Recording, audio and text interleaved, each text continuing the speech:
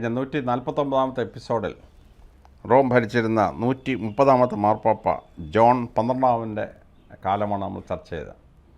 ഇന്ന് 150 എപ്പിസോഡിൽ 131 മാർപ്പാപ്പ ജോൺ 12 മാർപ്പാപ്പയുടെ കാലഘട്ടം നമ്മൾ തുടരുകയാണ്. നമ്മുടെ എപ്പിസോഡുകൾ 1.5 സെഞ്ച്വറി 150 പൂർത്തിയാക്കുന്ന വളരെ സന്തോഷകരമായ അനുഭവമാണ് ഇന്നത്തെ എപ്പിസോഡ്. അദ്ദേഹത്തിൻ്റെ കാലഘട്ടത്തിൽ ക്രിസ്ത്യൻ ചരിത്രത്തിൽ വളരെ പ്രധാനപ്പെട്ട ഒരു കാര്യമുണ്ടായി. അതെന്താണെന്ന് ചോദിച്ചാൽ 957 ഓൾഗ രാജകുമാരി, കീവിലെ ഓൾഗ രാജകുമാരി ക്രിസ്തുമതം സ്വീകരിച്ചു. ഇന്ന് യുക്രൈൻ 99% ക്രിസ്ത്യൻ രാജ്യമാണ്. ഓർത്തഡോക്സ് സഭയുടെ ഉറച്ച കോട്ടകളാണ് യുക്രൈനും അതുപോലെ തന്നെ റഷ്യയും. തൊട്ടപ്പുറത്ത് പോളണ്ട് 95% കത്തോലിക്ക സഭയാണ്. ഈ യുക്രൈൻ്റെ ക്രിസ്തുമതത്തിലേക്കുള്ള വരവ് കുറിക്കുന്നത് ഈ 957 ഓൾഗ രാജകുമാരിയുടെ ജ്ഞാനസ്നാനമാണ്. അത് കഴിഞ്ഞൊരു 40 വർഷം കഴിഞ്ഞിട്ടാണ് റഷ്യയിലെ വ്ളാഡിമിർ ചക്രവർത്തി ബൈസാൻഡിയൻ രാജാവ് ബേസിൽ രണ്ടാമൻ്റെ മകളെ വിവാഹം കഴിക്കുകയും റഷ്യ ക്രിസ്തുമതത്തിലേക്ക് വരികയും ചെയ്യുന്ന സംഭവം 957 ചരിത്രം കുറിക്കുന്ന ഒന്നാണ്. മുസ്ലിം ചരിത്രത്തിൽ വളരെ പ്രത്യേകമായ ഒരു കാര്യമുണ്ടായി. അതിലാദ്യത്തെ 961 ടർക്കിഷ് മാമലൂക്കുകളുടെ അബ്ദ് ജിൻ അദ്ദേഹം ഗസ്നാവിഡ് രാജവംശം സ്ഥാപിച്ചു. ഇത് സഭയെ മാത്രമല്ല ഇന്ത്യയും ബാധിക്കുന്ന ഒരു പ്രശ്നമാണ്. അപ്പോൾ തുർക്കി വംശജർ തുർക്കി ഏരിയയിൽ നിന്ന് വിട്ട് അവർ ഇറാൻ പ്ലേറ്റോ കഴിഞ്ഞിട്ട് അവർ അഫ്ഗാനിസ്ഥാനിലോട്ട് തള്ളിക്കയറിക്കൊണ്ടിരിക്കുകയാണ്. അങ്ങനെ അഫ്ഗാനിസ്ഥാൻ പ്രദേശത്തേക്ക് വന്ന ടർക്കിഷ് മാമലൂക്കാണ് അബ്ദ് ജിൻ. മാമലൂക്കുകൾ എന്ന് പറഞ്ഞാൽ അടിമ രാജവംശമാണ്. യുദ്ധം ചെയ്യാൻ വേണ്ടി 10 വയസ്സിൽ താഴെയുള്ള കുട്ടികളെ റിക്രൂട്ട് ചെയ്ത് അടിമകളാക്കി മാറ്റി അവരെ കൊണ്ട് നടത്തുന്ന യുദ്ധമാണ് ഈ മാമലൂക്കുകൾ എന്ന് പറയപ്പെടുന്നത്. ആ മാമലൂക്കിൽപ്പെട്ട ഒരു അബ്ദ് ജിൻ അദ്ദേഹം അഫ്ഗാനിസ്ഥാനിൽ വന്ന് ഗസ്നാവിടെ രാജവംശം സ്ഥാപിച്ചു. ഈ ഗസ്നാവിടെ രാജവംശമാണ് 40 വർഷം കഴിഞ്ഞ് മുഹമ്മദ് ഗസ്നി എന്ന പേരിൽ ഇന്ത്യയിലേക്ക് തള്ളിക്കയറി ഗുജറാത്തിൽ വന്ന് സോമനാഥ ക്ഷേത്രം നശിപ്പിച്ച സംഭവം. അങ്ങനെ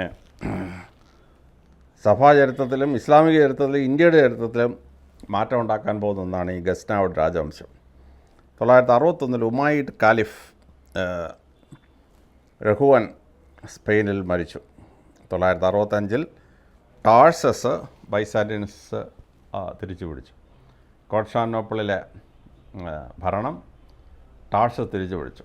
ടാഴ്സസ് നിങ്ങൾക്കെല്ലാം പരിചയമുള്ള സ്ഥലമാണ്. പൗലോസ് അപ്പോസ്തലൻ ജനിച്ച സ്ഥലമാണ് ടാഴ്സസ്. പൗലോസ് അപ്പോസ്തലൻ ശരിയായ പേര് സൗൾ ഓഫ് ടാഴ്സസ് എന്നാണ്. ടാഴ്സസിൽ വലിയൊരു യൂണിവേഴ്സിറ്റി ഉണ്ടായിരുന്നു പണ്ട്. ആ യൂണിവേഴ്സിറ്റി ഉണ്ടായിരുന്ന സ്ഥലം ടാഴ്സസ്. അത് ബൈസാൻഡിയൻ സൈന്യം തിരിച്ചു പിടിച്ചു. മുസ്ലിങ്ങളുടെ കയ്യിൽ തിരിച്ചു പിടിച്ചു. മുസ്ലിങ്ങളുടെ കയ്യിൽ ദീർഘകാലം നിന്ന ഒരു സ്ഥലമാണ് തിരിച്ചു പിടിച്ചത്. ഈ സമയത്ത് കോപ്റ്റിക് പാത്രികീസ് സെയിൻറ്റ് തിയോഫിലസ് 952 മുതൽ 956 വരെയും പിന്നെ മീന രണ്ടാമൻ 956 മുതൽ 974 വരെയും തുടർന്നു. ഗ്രീക്ക് ഓർത്തഡോക്സ് സഭയിൽ ഇയോബ് പാത്രികീസ് തുടരുകയാണ് 954 മുതൽ 960 വരെ. അന്ത്യോക്യയിൽ ഇവാനിസ് രണ്ടാമൻ 954 മുതൽ 957 വരെയും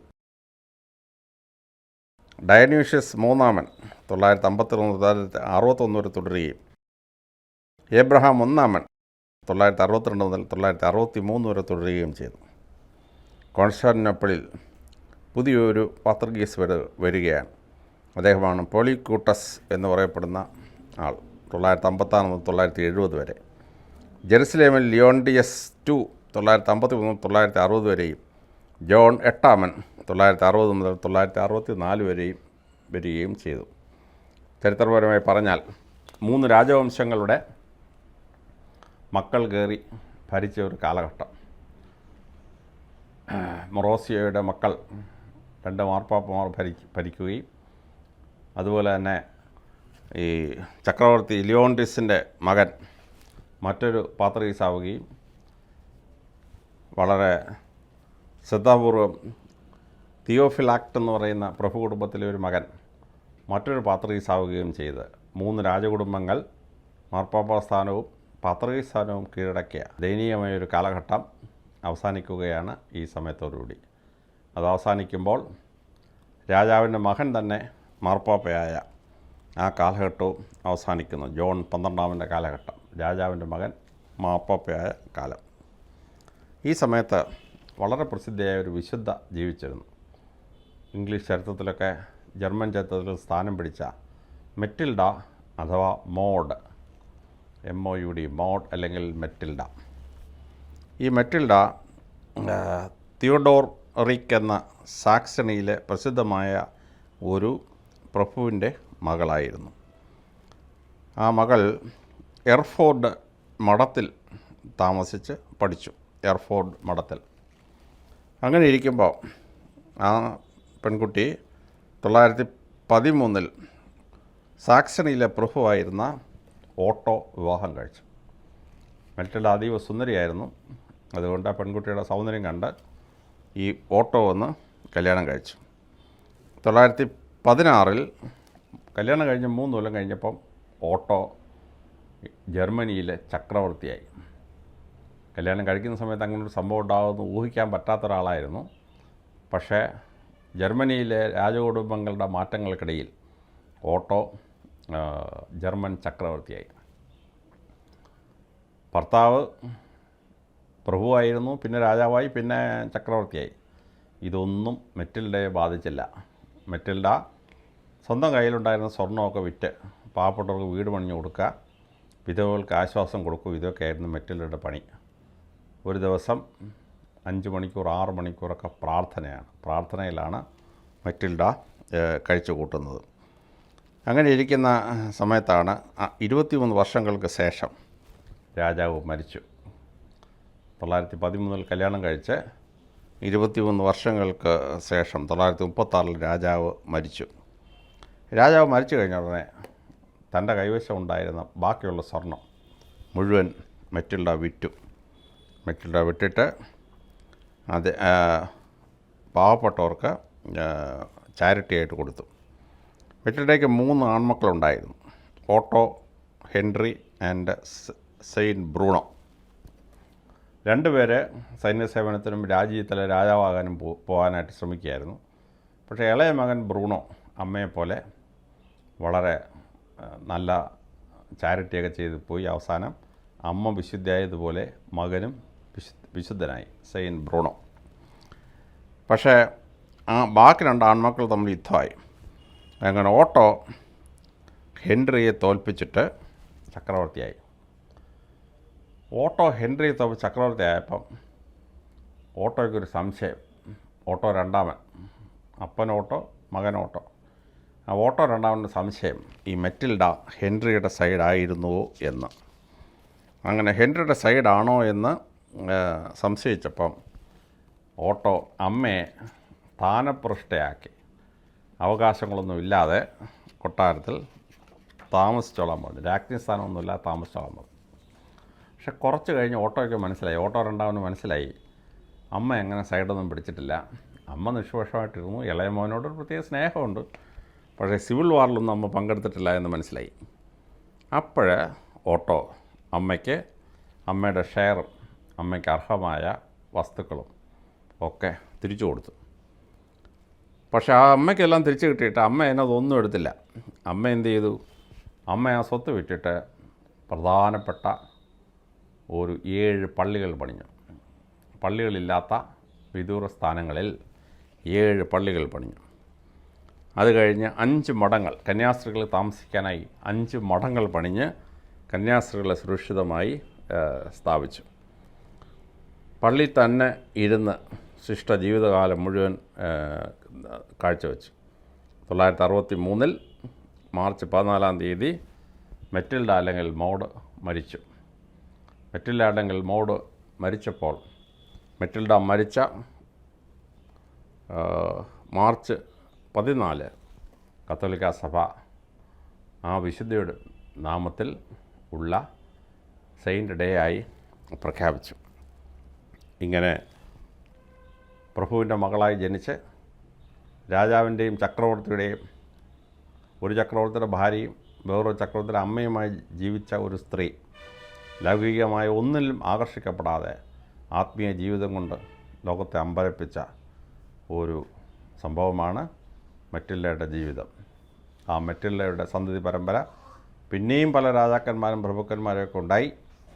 അത് ചരിത്രത്തിൻ്റെ താളുകളിൽ നമ്മൾ വീണ്ടും വായിക്കേണ്ട സംഭവമാണ്. 130 മാർപ്പാപ്പ ജോൺ 12 കാലത്തിന് ശേഷം 131 മാർപ്പാപ്പ ലിയോ 8 കാലഘട്ടമാണ്. ഇനിയുള്ള 3 മാർപ്പാപ്പമാർ പരസ്പരം കെട്ടുപണിഞ്ഞ് കിടക്കുന്ന മാർപ്പാപ്പമാരാണ്. മാർപ്പാപ്പ റോമിൽ ജനിച്ച മാർപ്പാപ്പയാണ്. 963 ഡിസംബർ 6 മാർപ്പാപ്പ സ്ഥാനത്തെത്തി. ഓട്ടോ 1 രാജാവാണ് അദ്ദേഹത്തെ മാർപ്പാപ്പ ആക്കിയത്. ഇത് സാധാരണക്കാർ എതിർപ്പുണ്ടായി. മാർപ്പാപ്പ ഉത്തരവിട്ടു സാധാരണക്കാർ അൾത്താരയിൽ പ്രവേശിക്കാൻ പാടില്ല എന്ന്. അതങ്ങോട്ട് കഴിഞ്ഞപ്പോഴേക്കും ആൻറ്റി പോപ്പ് വന്നു. ആൻറ്റി പോപ്പ് ഇദ്ദേഹത്തിനെതിരെ വല്ലാത്ത പ്രശ്നങ്ങളുണ്ടാക്കി. ആൻറ്റി പോപ്പ് പ്രശ്നങ്ങളുണ്ടാക്കുന്ന സമയത്താണ് ബെനഡിക്റ്റ് 5 എന്ന മാർപ്പാപ്പ വരുന്നത്. ശരിക്കും എലക്റ്റഡായിട്ടുള്ള മാർപ്പാപ്പ ബെനഡിക്റ്റ് 5 പക്ഷേ ബെനഡിക്റ്റ് 5 ആക്കാതെയാണ് ചക്രവർത്തി ഇദ്ദേഹത്തെ ആക്കിയത്. പക്ഷേ ബെനഡിക്റ്റ് 5 വളരെ സന്മനസ്സുള്ള വ്യക്തിയായതുകൊണ്ട് അദ്ദേഹം പറഞ്ഞു, ഞാൻ ഇദ്ദേഹത്തെ അംഗീകരിക്കുന്നു, ലിയോയെ അംഗീകരിക്കുന്നു. അതുകൊണ്ടാണ് ഒഫീഷ്യലി എലക്റ്റഡ് അല്ലാത്തൊരു മാർപ്പാപ്പ ഈ ലിസ്റ്റിൽ വരുന്നത്, ചക്രവർത്തി മാർപ്പാപ്പ ലിസ്റ്റിൽ വരുന്നത്. അങ്ങനെ അത് കഴിഞ്ഞ് ജോൺ 12 ശേഷം ലീഗലി എലക്റ്റഡായ മാർപ്പാപ്പ ബെനഡിക്റ്റ് 5 965 മാർച്ച് 1 മാർപ്പാപ്പ മരിച്ചു. ഈ മാർപ്പാപ്പയുടെ കാലത്താണ് ആൻറ്റി പോപ്പും ഒരേ സമയം ഉണ്ടായിരുന്നത്. കോൺസ്റ്റൻറ്റൈൻ 8 ചക്രവർത്തിയായിരിക്കുന്ന കാലം. ഈ സമയത്ത് 965 ലോകചരിത്രത്തിലെ വലിയ സംഭവങ്ങൾ ചിലതുണ്ടായി. ഇംഗ്ലണ്ട് കെൽറ്റിക് കിങ്ഡമായ ഗ്വെൻ ഹെഡിനെ ആക്രമിച്ചു. 2 മൊണാസ്ട്രിക് റിഫോംസ്, ഡൺസ്റ്റണിലെ മൊണാസ്ട്രിയിൽ ഒരുപാട് റിഫോംസ് ഉണ്ടാക്കി, മൊണാസ്ട്രിക് റിഫോംസ് ഉണ്ടാക്കി. അടുത്തത് കിങ് ഓഫ് ഡെൻമാർക്ക്, നേരത്തെ പറഞ്ഞതുപോലെ കത്തോലിക്ക സഭയിലേക്ക് മാമോദിസ വാങ്ങി. അത് ഡെൻമാർക്ക് കത്തോലിക്ക സഭയിൽ വന്ന വലിയ മാറ്റം ഉള്ള സംഗതിയാണ്. സൈപ്രസിനെ ബൈസാൻറ്റൈൻസ് തിരിച്ചു പിടിച്ചു. നേരത്തെ ക്രീറ്റ് തിരിച്ചു പിടിച്ചു, രണ്ടാമത്തെ ദ്വീപ് സൈപ്രസും തിരിച്ചു പിടിച്ചു. അങ്ങനെ നഷ്ടപ്പെട്ട 5 ദ്വീപസമൂഹങ്ങളിൽ 2 ക്രിസ്ത്യാനികൾ തിരിച്ചു പിടിച്ചു. 965 ഹരോൾഡ് 1 ഡെൻമാർക്കിലെ രാജാവ് മാമോദിസ സ്വീകരിച്ചു. മുസ്ലിം ഹിസ്റ്ററിയിൽ 965 സമാനോഡ് റൂളർ അബു മൻസൂർ മരിക്കുകയും ഹസൻ അസാം സക്സഷൻ ആവുകയും ചെയ്തു. പക്ഷേ ഹുസൈൻ അലിയെ അസാസിനേറ്റ് ചെയ്യുന്ന സംഭവമാണ് ഉണ്ടായത്. ഇത്രയും കാര്യങ്ങൾ ആ സമയത്ത് നടക്കുകയാണ്. ഈ കാലഘട്ടം അങ്ങോട്ട് കഴിയുന്നതിനിടയ്ക്കാണ് പേപ്പർ ലിസ്റ്റിലെ 132 മാർപ്പാപ്പ ബെനഡിക്റ്റ് 5 വരുന്നത്. അദ്ദേഹത്തിൻ്റെ കാലഘട്ടവും മുമ്പത്തെ മാർപ്പാപ്പയുടെ കാലഘട്ടവും ഓവർലാപ്പ് ചെയ്ത് നമ്മൾ കാണും ലിസ്റ്റിൽ. കാരണം ഒരു മാർപ്പാപ്പയുടെ കാലത്ത് ആൻറ്റി പോപ്പായി, ആ റിയൽ മാർപ്പാപ്പ ആൻറ്റി പോപ്പിനെ റെക്കഗ്നൈസ് ചെയ്തു. അങ്ങനെ വരുന്ന ഒരു ഓവർലാപ്പിങ്ങാണ്. അദ്ദേഹം റോമാക്കാരനായിരുന്നു. 964 മെയ് 22 മാർപ്പാപ്പയായി. അദ്ദേഹത്തെ എലക്ട് ചെയ്തെങ്കിലും ജോൺ 22 ശേഷം വന്നു. എംബർ ഓട്ടോ പറഞ്ഞു റോമിൽ കയറിപ്പോയേക്കരുതെന്ന് പറഞ്ഞു. അങ്ങനെ ശരിക്കും എലക്ട് ചെയ്യപ്പെട്ട മാർപ്പാപ്പ ബെനഡിക്റ്റ് 5 ആണെങ്കിലും അദ്ദേഹത്തിന് സിംഹാസനത്തിൽ ഇരിക്കാൻ പറ്റിയില്ല. ചക്രവർത്തി അദ്ദേഹത്തെ രാജ്യപ്രശ്നാക്കിയതുകൊണ്ട് ഹാംബർഗിലേക്ക് പറഞ്ഞയച്ചു. അദ്ദേഹം വളരെ പണ്ഡിതനും വളരെ വിശുദ്ധിയുള്ള ഒരാളുമായിരുന്നു. അദ്ദേഹം ഒരു ഡീക്കനായിരുന്നു. അദ്ദേഹത്തെ മാർപ്പാപ്പയായിട്ട് തിരഞ്ഞെടുത്തപ്പോൾ, അങ്ങനെ തിരഞ്ഞെടുത്ത് കഴിഞ്ഞപ്പോൾ അദ്ദേഹം ഹാംബർഗിലേക്ക് പോകുന്നതിന് മുമ്പ് പറഞ്ഞു, എനിക്ക് പകരം തിരഞ്ഞെടുക്കപ്പെടാത്തൊരു മാർപ്പാപ്പയില്ലേ, അദ്ദേഹത്തെ ഞാൻ മാർപ്പാപ്പയായി അംഗീകരിക്കുന്നു എന്ന് പറഞ്ഞു. അങ്ങനെയാണ് ശരിക്കും തിരഞ്ഞെടുക്കപ്പെടാത്ത ലിയോ 8 മാർപ്പാപ്പയുടെ ലിസ്റ്റിൽ 131 പ്രവേശിച്ചത്. 965 ജൂലൈ 4 അദ്ദേഹം മരിച്ചു. വളരെ ശ്രദ്ധേയമായൊരു കാര്യമാണ്, ഈ 3 മാർപ്പാപ്പ 964 ഉണ്ടായിരുന്നു. ഒരു പാപ്പ, ഒരു റൈവൽ പാപ്പ, പിന്നീട് സക്സീഡ് ചെയ്യുന്നൊരു പാപ്പ, 3 മാർപ്പാപ്പ. അതിൽ 2 പേര് പരസ്പരം അംഗീകരിച്ചതുകൊണ്ട് 2 പേര് മാർപ്പാപ്പയായി അംഗീകരിക്കപ്പെട്ടു. അതാണ് സംഭവിച്ചത്. ഇത്തവണത്തെ വേൾഡ് ഹിസ്റ്ററിയിൽ കാര്യമായിട്ടൊന്നും ഉണ്ടായില്ല. ക്രിസ്ത്യൻ ഹിസ്റ്ററിയിൽ 964 മീസക്കോ ഒന്നാമൻ ഡ്യൂക്ക് ഓഫ് പോളണ്ട്, MIEZKO1, അദ്ദേഹം ഡ്യൂക്ക് ഓഫ് പോളണ്ടായിരുന്നു. അദ്ദേഹം ക്രിസ്തുമതത്തിലേക്ക് കൺവേർട്ട് ചെയ്തു. പോളണ്ടിൻ്റെ ഒരു ഭാഗത്തെ രാജാവ് നേരത്തെ കത്തോലിക്ക സഭ വന്നിരുന്നു. പക്ഷേ ഈ ട്രൈബൽ ലീഡറായിരുന്ന മെയ്സക്കോ വന്നിട്ടുണ്ടായിരുന്നില്ല. മെയ്സക്കോയും കൂടെ വന്നതോടുകൂടി കംപ്ലീറ്റ് പോളണ്ട് കത്തോലിക്ക സഭയുടെ പിടിയിൽ വന്നു. പിന്നീട് 96% കത്തോലിക്കരുള്ള വലിയ ഒരു രാജ്യമായി അവർ മാറി. ഇത് ചരിത്രത്തിലെ വളരെ പ്രധാനപ്പെട്ട ഒരു സംഭവമാണ്. അത് കഴിഞ്ഞ് 133 മാർപ്പാപ്പ ജോൺ 13 മാർപ്പാപ്പ വരികയാണ്. അദ്ദേഹമാണ് 133 മാർപ്പാപ്പ. 133 എന്ന് പറയുന്നത് മാർപ്പാപ്പയുടെ ലിസ്റ്റിലെ വളരെ പ്രധാനപ്പെട്ട ഒരു നമ്പറാണ്. ഇപ്പോഴത്തെ മാർപ്പാപ്പ 266 മാർപ്പാപ്പയാണ്.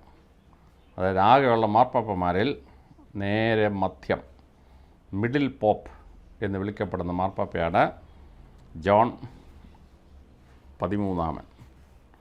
അത് കഴിഞ്ഞ് പിന്നെയും ജോൺ നാമധാരികൾ 10 പേര് കഴിഞ്ഞിട്ടാണ് ജോൺ 21 വരുന്നത്. പിന്നെ പോളറാമൻ, ജോൺ ബോൾ 1, ജോൺ ബോൾ 2, പിന്നെ 2 മാർപ്പാപ്പയുടെ കഴിഞ്ഞ് 266 മാർപ്പാപ്പയാണ് ഇപ്പോഴത്തെ ഫ്രാൻസിസ് മാർപ്പാപ്പ.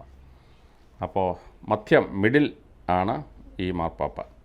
അദ്ദേഹം റോമിൽ ജനിച്ച ആളായിരുന്നു. 965 ഒക്ടോബർ 1 അദ്ദേഹം മാർപ്പാപ്പയായി. അദ്ദേഹം ജോൺ 12 കസിനായിരുന്നു. അദ്ദേഹം തിയോഫിലാക്ട് ഫാമിലിയിൽപ്പെട്ട ആളാണ്. 1-2 മാർപ്പാപ്പമാണത് അടങ്ങിയിരുന്ന ശേഷം തിയോഫിലാക്ട് രാജകുടുംബം തിരിച്ചു വന്നു. ചക്രവർത്തിയുടെ കുടുംബം മാർപ്പാപ്പമാരാകുന്ന നിന്നു. ആൽബെറിക്കിൻ്റെ കുടുംബം ചക്രവർത്തിയാകുന്ന നിന്ന് കഴിഞ്ഞപ്പോഴാണ് തിയോഫിലാക്ട് കുടുംബത്തിൽ നിന്ന് വീണ്ടും മാർപ്പാപ്പ ഉണ്ടായത്. അദ്ദേഹം മാർപ്പാപ്പയായി കഴിഞ്ഞ ഉടൻ തന്നെ അദ്ദേഹത്തെ അറസ്റ്റ് ചെയ്ത് അകത്തിട്ടു. 10 മാസം അദ്ദേഹം ജയിലിൽ കിടന്നു. 10 മാസം ജയിലിൽ കിടന്നു കഴിഞ്ഞ് ഓട്ടോ 1 രാജാവിന് മനസ്താപമുണ്ടായി. അദ്ദേഹം വത്തിക്കാനിൽ വന്ന് മാർപ്പാപ്പയെ തിരിച്ച് എടുത്ത ശേഷം മാർപ്പാപ്പയെ തുടർന്നോളാൻ പറഞ്ഞിട്ട് തിരിച്ചുപോയി. പക്ഷേ ഓട്ടോ രാജാവ് അങ്ങോട്ട് പോയി കഴിയുകയും അദ്ദേഹത്തെ ശത്രുക്കളെല്ലാം കൂടെ കൂടി പിടിച്ച് വീണ്ടും ജയിലിലിട്ടു. അദ്ദേഹം ജയിലിൽ നിന്ന് കഷ്ടിച്ച് രക്ഷപ്പെട്ട് അദ്ദേഹം പ്രാണരക്ഷാർത്ഥം അവിടുന്ന് പോയി കപ്പുവ എന്ന സ്ഥലത്ത് അഭയം പ്രാപിച്ചു. താൻ വാഴിച്ച മാർപ്പാപ്പയെ മറ്റുള്ളവർ പുറത്താക്കിയെന്ന് അറിഞ്ഞിട്ട് ഓട്ടോ ഭയങ്കര ദേഷ്യത്തിൽ തിരിച്ചു വന്നു. അദ്ദേഹം തിരിച്ചു വന്ന് മാർപ്പാപ്പയെ കൊണ്ടുവന്ന് വീണ്ടും മാർപ്പാപ്പയാക്കി. എന്നിട്ട് മാർപ്പാപ്പയുടെ ശത്രുക്കളെ മുഴുവൻ റോമിൽ നിന്ന് പുറത്താക്കി. അങ്ങനെ പുറത്താക്കി തിരിച്ചുപോയി. അപ്പോഴാണ് ഓട്ടോ 1 മരിക്കുന്നത്. മകൻ ഓട്ടോ 2 ഭരണത്തിൽ വന്നു. വിശുദ്ധയായ മോഡിൻ്റെ ഭർത്താവ് ഓട്ടോ മരിച്ചു. മകൻ ഓട്ടോ ഭരണത്തിൽ വന്നു. മാർപ്പാപ്പ ഓട്ടോ 2 രാജാവായി വാഴിക്കുകയും തലയിലും കിരീടം വെക്കുകയും ചെയ്തു. എന്നിട്ട് ഓട്ടോ 2 എന്ത് ചെയ്തു? ബൈസാൻറ്റിൻ രാജകുമാരിയായ തിയോഫാനായെ കല്യാണം കഴിക്കാൻ തീരുമാനിച്ചു. അപ്പോൾ ജർമ്മൻ ചക്രവർത്തിയും കോൺസ്റ്റാന്റിനോപ്പിളിലെ പാത്രീസ് രാജാവും ഒറ്റ അലയൻസിലായി. അതൊരു അപൂർവമായ സംഭവമാണ്. പിൽക്കാല ചരിത്രത്തിൽ പിന്നെ അതുപോലെ സംഭവിച്ചിട്ടുണ്ട്. എങ്കിലും ജർമ്മനിയിൽ രാജാവായ ഓട്ടോ 2 കോൺസ്റ്റാന്റിനോപ്പിളിലെ രാജകുമാരിയെ കല്യാണം കഴിച്ചു. അപ്പോൾ 2 രാജകുടുംബങ്ങളും കൂടെ ഐക്യത്തിലായി, അലയൻസിലായി. മാർപ്പാപ്പ പോയി. മാർപ്പാപ്പയാണ് ആ കല്യാണം ബ്ലസ് ചെയ്തത്. അദ്ദേഹം അവിടെ ഒരു ലോക്കൽ സിനഡ് വിളിച്ചു. എന്നിട്ട് സഭയെ ശക്തിപ്പെടുത്താനുള്ള നടപടിക്രമങ്ങളെല്ലാം സ്വീകരിച്ചു. അദ്ദേഹം ബിഷപ്പ്മാർക്ക് എഴുതിയ ഒരുപാട് എഴുത്തുകൾ ഇപ്പോഴും വത്തിക്കാനിൽ സൂക്ഷിച്ചിട്ടുണ്ട്. 972 സെപ്റ്റംബർ 6 മാർപ്പാപ്പ മരിച്ചു. അദ്ദേഹത്തിൻ്റെ അന്ന് ബൈസാൻറ്റിൻ എംപറായിട്ടിരിക്കുന്ന കോൺസ്റ്റന്റൈൻ 8 961 മുതൽ 1025 വരെ ഭരിച്ചു. ലോക ചരിത്രത്തിൽ 968 റഷ്യ, നോർത്ത് ബൾഗേറിയ ആക്രമിക്കുകയും നാശനഷ്ടം ഉണ്ടാക്കുകയും ചെയ്തു. 969 അന്ത്യോക്യയും അലപ്പോയും അറബികളുടെയും തിരിച്ചു പിടിച്ചു ബൈസാന്റിയൻ ചക്രവർത്തി. വെറ്ററിൻകടലിലെ ക്രീറ്റ് പിടിച്ചു, സൈപ്രസ് പിടിച്ചു, 2 ദ്വീപങ്ങൾ പിടിച്ചു. നോർത്ത് സിറിയയിലോട്ട് ബൈസാന്റിയൻ തള്ളിക്കയറി. അതേസമയം തന്നെ ബൈസാന്റിയൻ ആർമി എന്നിട്ടാണ് അലപ്പോയും അന്ത്യോക്യയും പാത്രീസിൻ്റെ ആസ്ഥാനമായ അന്ത്യോക്യയും തിരിച്ചു പിടിച്ചു. ഫാത്തിമയുടെ കാലിഫ് ടുണീഷ്യയിൽ നിന്ന് തുനീഷ്യയും ഈജിപ്തും പിടിച്ചിറക്കി. 970 റഷ്യ ബാൾക്കൻസിൽ നിന്ന് പുറത്താക്കപ്പെട്ടു. എന്നിട്ട് സാർ ബോറിസ് ഓഫ് ബൾഗേറിയ പിടിക്കപ്പെട്ടു ആ യുദ്ധത്തിൽ. അങ്ങനെ റഷ്യ ബൾഗേറിയയിലോട്ട് തള്ളിക്കയറ്റം അവസാനിച്ചു. 972 ബൾഗേറിയ ക്യാപ്ചേർഡ് ബൈ ബൈസാന്റിയൻസ്. ഇത്രയും കാലം കുഴപ്പമുണ്ടാക്കുന്ന ബൾഗേറിയയെ ബൈസാന്റിയൻസ് തിരിച്ചു പിടിച്ചു. അപ്പോൾ ബൈസാന്റിയൻസിന് ക്രീറ്റ് കിട്ടി, സൈപ്രസ് കിട്ടി, ബൾഗേറിയ കിട്ടി. അത് കഴിഞ്ഞ് സിറിയയും അവർ പിടിച്ചു. ക്രിസ്ത്യൻ ചരിത്രത്തിൽ കാര്യമായ സംഭവമൊന്നുമില്ല. ഇസ്ലാമിക ചരിത്രത്തിൽ 969 ബൈസാന്റിയൻസ് അന്ത്യോക്കും അലപ്പോയും തിരിച്ചു പിടിക്കുകയും മുസ്ലിങ്ങളെ പുറത്താക്കുകയും ചെയ്തു. ഫാറ്റിമിഡ്സ് ഈജിപ്തും ടുണീഷ്യയും കയ്യിലുള്ള ഒരു സാമ്രാജ്യമായി മാറി. 972 ബുലൂഗിൻ ഇബൻ സിറി, അദ്ദേഹം പ്രസിദ്ധമായ സിറിറ്റ്സ് അൾജീരിയയിലെ രാജവംശം, IZIRIDS അൾജീരിയയിലെ രാജവംശം സ്ഥാപിച്ചു. ആ രാജവംശം ദീർഘകാലം ഭരിക്കുകയും അൾജീരിയ വലിയൊരു ശക്തിയായി മാറുകയും ചെയ്തു. ഈ കാലഘട്ടത്തിലെ പാത്രീസ്മാർ, കോപ്റ്റിക് മാർപ്പാപ്പ പാത്രീസ് മീന 2 956 മുതൽ 74 വരെ, ഗ്രീക്ക് പാത്രീസ് ഏലിയാസ് ഒന്നാമൻ 963 മുതൽ 1000 വരെ, അന്ത്യോക്യൻ പാത്രീസ് ജോൺ 7 സരഗട്ട 965 മുതൽ 985 വരെ, കോൺസ്റ്റാന്റിനോപ്പിൾ പോളിക്യൂട്ടസ് 956 മുതൽ 970 വരെ, ബേസിൽ 2 ബൾഗർ സ്ലെയർ 970 മുതൽ 976 വരെ, ജെറുസലേമിൽ എബ്രഹാം 965 മുതൽ 969 വരെയും, മാർട്ടീരിയസ് 961 മുതൽ 978 വരെയും ഭരണത്തിൽ തുടർന്നു. അങ്ങനെ 150ാമത്തെ എപ്പിസോഡിൽ നമ്മൾ മാർപ്പാപ്പമാർ 766 മധ്യ മാർപ്പാപ്പ 133ാമത്തെ മാർപ്പാപ്പയുടെ ചരിത്രം പറഞ്ഞുകൊണ്ട് അവസാനിപ്പിക്കുകയാണ്. ഇനി അടുത്ത എപ്പിസോഡിൽ ബാക്കിയുള്ള മാർപ്പാപ്പമാരുടെ ചരിത്ര കാലത്തിലേക്ക് പ്രവേശിക്കാവുന്നതാണ്.